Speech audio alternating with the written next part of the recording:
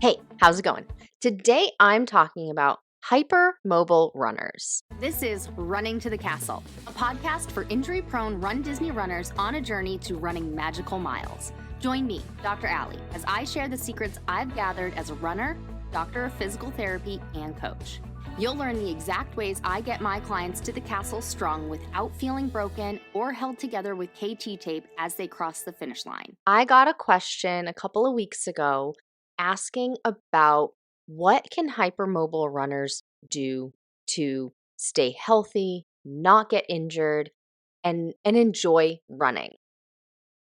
So I'm going to answer that question. Thank you so much for asking it. It was one of my members in my free Facebook group for training for these Run Disney races. I really appreciate you listening and I really appreciate you asking the question.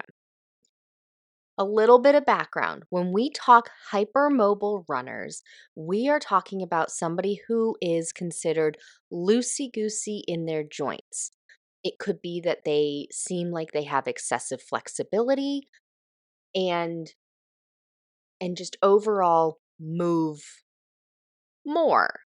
So hypermobility means that there is excessive movement at your joints. You're double jointed, quote unquote, double jointed. I have some experience with this. I don't have a ton in runners. It is just not my typical audience. Of course, there are probably some runners I have helped who are hypermobile. They have not shared that information with me. However, I am a hypermobile human. I have excess mobility. I am hyper flexible. I am loosey goosey. I think it's one of the reasons why I don't like strength exercises because historically, strength exercises that um, coaches have put me through and just that I have learned outside of the rehab world, they actually always hurt. And part of the reason is because I used to be forced to do excessive weightlifting. Excessive meaning too much for what I was capable of doing in that moment. It's one of the biggest reasons why I meet my clients where they're at. And if they can only lift 3 pounds, they can only lift 3 pounds. And that is good for you. That's why we test it to see how much you can actually lift. And then we divide that up into our heavy, medium, and light weights. So I can answer this based on personal experience and professional experience in the physical therapy clinic. I don't know all that there is to know about hypermobile runners, so please take this information with a grain of salt, as always, as you should with any information. But if you think that you are hypermobile and it's causing your injuries, you do need to work with somebody one-on-one because everybody's hypermobile aspect is slightly different. It is never going to be a one size fits all for a hypermobile runner, just like it's rarely a one size fits all just for injury prone or currently injured runners.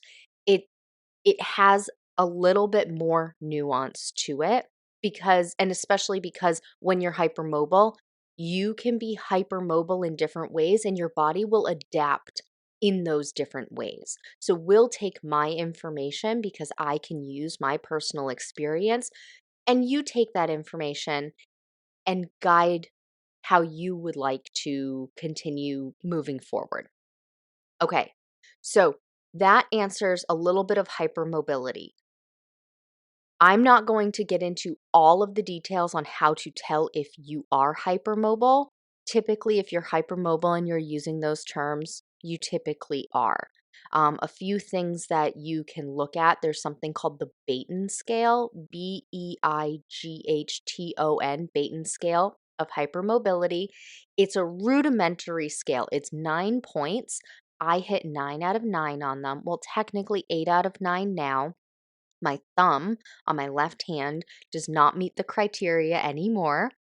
Fun fact, it's because I was so hypermobile, I had surgery on it when I was in college. It was college, senior year of college. I played soccer and I damaged my thumb. I tore some ligaments And many of you are probably thinking, well, Allie, it's soccer. Why the heck are you using your hands? I was goalie. I was supposed to use my hands, but I went out for a dive. It was a very muddy game, and I went out for a dive, and my thumb got stuck in the mud. The opponent kicked the ball, my hand moved, and my thumb did not. So I injured my thumb. Fun fact about that time was we were doing ligament injuries to the thumb. I actually diagnosed myself as a senior in college. It was technically my first year of grad school. Based on how my schooling went, we were pushed with all of our undergrad freshman through junior year. And then we technically started grad school for physical therapy senior year. So I graduated undergrad after 4 years, but I finished all the schoolwork after 3 years. So I got 3 years of undergrad and 3 years of grad school. That's just a little fun fact about how accelerated my physical therapy program is. But I damaged a couple ligaments. I tore the capsule in my thumb, and I damaged a tendon in my thumb. And the tendon was actually embedded in the joint capsule in the joint with the capsule. And so, one of my biggest problems, this is so weird to say, but this is why I always believe my clients when they tell me what is bothering them, because my doctors did not believe me until I found the right one. My biggest problem with my thumb, besides the fact that I really couldn't move it very much, but the pain I had once all of the swelling and everything had subsided, the pain I had was when I walked. Yes, I said that. The pain I had in my thumb, the most of the pain that I had in my thumb was when I walked. So once I finally had surgery, that was around Halloween of 2009. I had surgery June 1st, 2010. I had to wait until the school year had ended because my surgeon was in Boston. Once I had surgery, they were like, oh my God, of course, this is why it hurts so much, because every step you took, your joint compressed and pinched on the joint capsule and that tendon that were torn. So every step you made, it the joint expanded and contracted and basically pulsed and put pressure. These are the words I'm using. This is not how he described it to me. But that's why I had so much pain. So that's one of the things with unstable joints is they're moving any way they want. So sometimes the pain you have doesn't quite match what is actually going on. I had a swimmer years ago as a client, and teenage swimmer, super hypermobile, as swimmers typically are. Swimmers, gymnasts typically get into their sport because the quote unquote potential for how much movement you have. Like, think about your shoulders, think about swimming, think about how much movement a swimmer's shoulders need in order to swim properly. So, this particular swimmer, unstable shoulders, I used to describe it to her like it's a ping pong ball, or excuse me, a pinball in a pinball machine. Where you pull back the handle, the pinball goes every which way.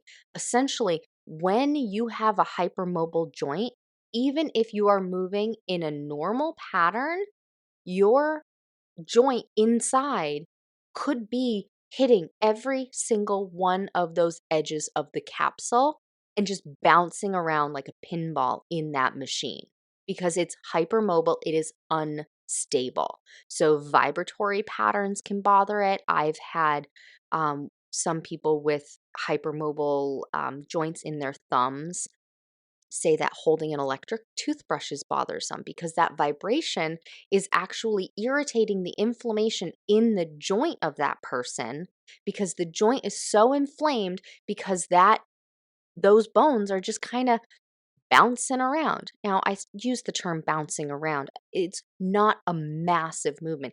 This is minuscule micro movements, but it's enough movement that the joint is bothered.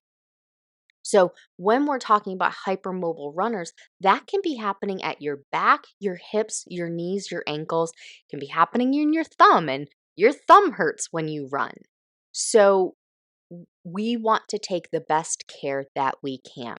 So, some of the questions that this listener asked were, what ways can double jointed or hypermobility affect running and make one prone to injury? So, somebody who's double jointed or hypermobile, specifically in their lower body, on days that they are already tired, it is going to make an easy run or a run that you wouldn't think would make you that tired exhausted because your joints are already exhausted from holding you together for whatever it was that you did yesterday, the day before, last week.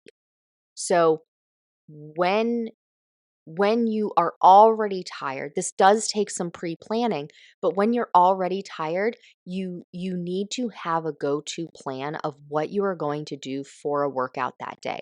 Maybe you do still want to get the miles in, but maybe you walk it instead of running it, or maybe you do run walk method instead of straight running it.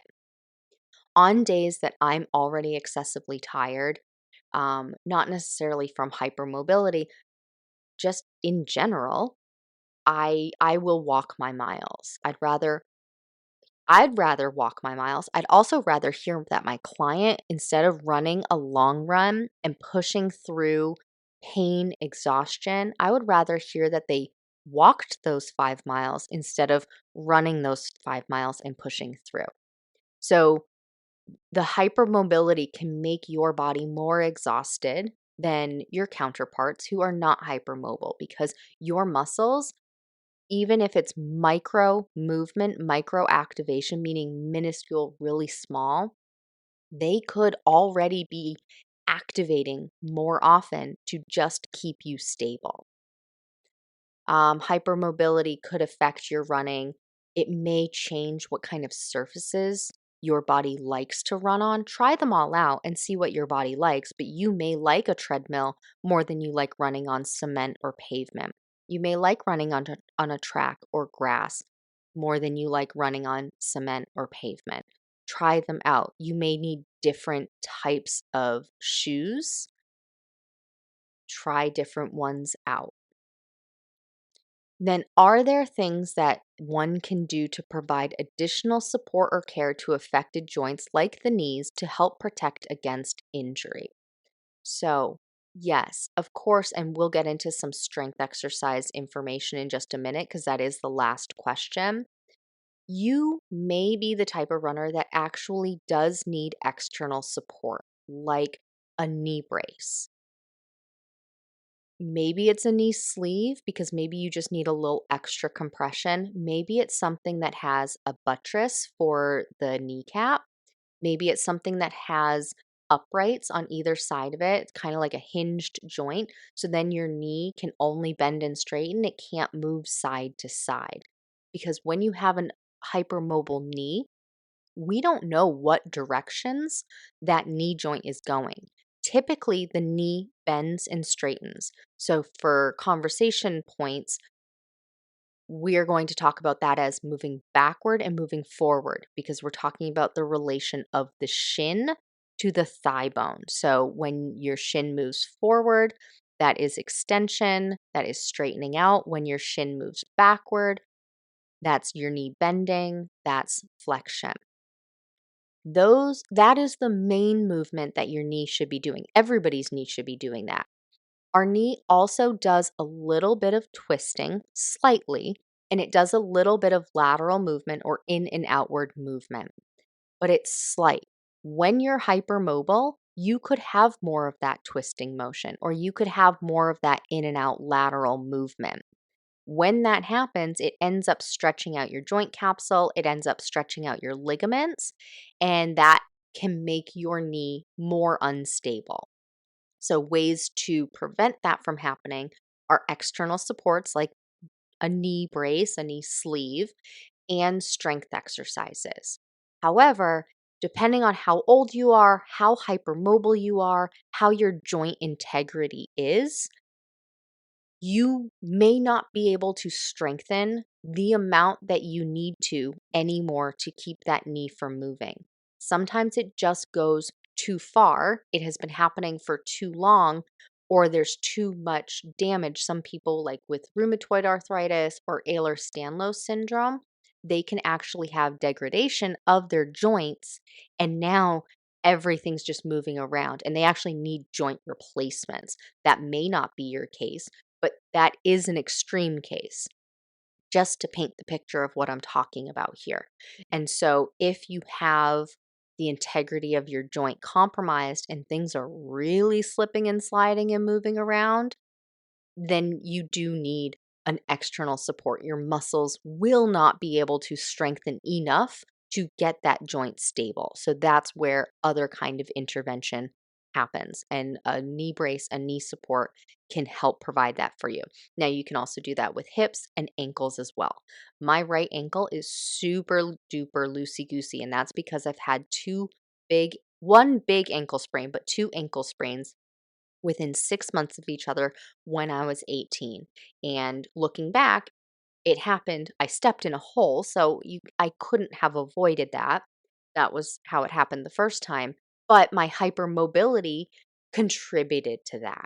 And then I didn't do the strength exercises. I didn't do any rehab. If you may have heard that story before, looking back on it, what I know now, I should have done rehab after that first ankle sprain, even though it was very minor, like very minor. I was just off of it for a couple of days. I did use crutches for a little while, but overall, I was back up and back to playing soccer, I think within a week, maybe 2 weeks, but it was really short. And then a couple of months later, I really, really did it in. And so ever since then, the joint is just extra mobile and extra flexible because the ligaments healed, but they healed stretched out. That's what happens when we have a sprain. A sprain is when you damage a ligament. You can have grade 1, 2, or 3. A strain is when you do damage to a tendon, grade 1, 2, or 3. And when you damage a tendon or a ligament, when it heals, it scars down, but it never heals back to its full potential. As opposed to a bone, when you break a bone and it heals, it actually heals back stronger than it was before. Our bodies are fascinating like that. So that's why strains and sprains cause much longer term problems than a fracture or a break, because the break, when healed right, it heals back stronger than it was before. But now my right ankle is loosey goosey. So I have to be very careful about what kind of surfaces I run on. I have to be careful that I'm not stepping on a rock or a pebble, because my ankle will roll. And if I roll it bad enough, I'm going to sprain it again. But because of how hypermobile I am, I never know when that's going to happen, because I can actually stand just on the outside edges of my feet, practically with my ankle bones on the ground, because of how loosey-goosey my ankles are. So it has the adaptability to be able to roll like that, but it all depends on how quickly and how forceful I do that, which could then cause other problems. So if I know I'm going to run on an unstable surface, let's say I want to run on the beach, which I never would, but let's, for conversation's sake, I want to run on the beach, I would put on an ankle brace to support that ankle. Or if I knew that I was going to do a trail run where there are roots, there could be gravel, there could be things in the way, it's not just a flat path, I would also wear an ankle brace for that situation. So there are ways that you can pre-plan what's going to happen based on what surface you're running on, where you're running, to take extra precaution. Now let's get to, are there strength exercises that should be avoided for hypermobile knees? So before I comment on that one, I want to comment on just strength exercises in general, because the general recommendation from doctors to hypermobile people is strength train. You have to be careful with it because, like I said, when I was younger, I was forced to do all of this heavy lifting.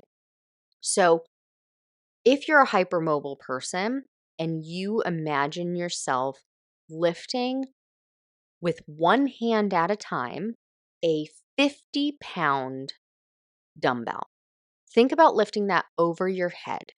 Immediately, I start cringing on the inside. I think about how uncomfortable my shoulder is already from doing that. The reason I can already feel the discomfort is because I've felt it so many times before. That discomfort is not because I'm weak. That discomfort is because my shoulder is unstable. And to compensate, to make myself lift that 50-pound dumbbell over my head, it is going to find the path of least resistance, and my shoulder is going to wiggle all over the place. If I position myself poorly enough, I will dislocate my shoulder. I have never done that. I can sublux my shoulders, which means it comes out of place and goes immediately back in. I can also do it on both of my hips. It is not a fun party trick, but it happens. And actually, a good example is it happens with my wrists. So if I'm holding something, I used to notice this all the time with lunch trays when I was younger, like elementary school, when you buy lunch with the lunch tray. It still happens, but I don't really buy lunch at a place with lunch trays anymore. My wrist will go in and out of socket while I'm holding that tray. The further out and away from me it is, and the less amount of contact I have with the tray, the more it's going to happen. So I need to keep the tray close to me, and I need to have it cross at my shoulder, cross at my wrist joint. It has to be resting on my forearms. I can't just hold it with my hand. I have to rest it on my forearms. So there are activities I need to do in order to make it so that I can hold these things. Take that information for your strength exercises. So when you're doing strength exercises, many doctors, this is what I started to say before, many doctors will say you just need to strength train. The problem with that advice is that some people will just go and try and lift heavy weights. But if you have unstable joints, your body's going to compensate and take the path of least resistance to get the job done. Whether that means you're going to dislocate or it means that you're going to be unstable and you're going to ache afterward, have this deep inside the joint ache afterward.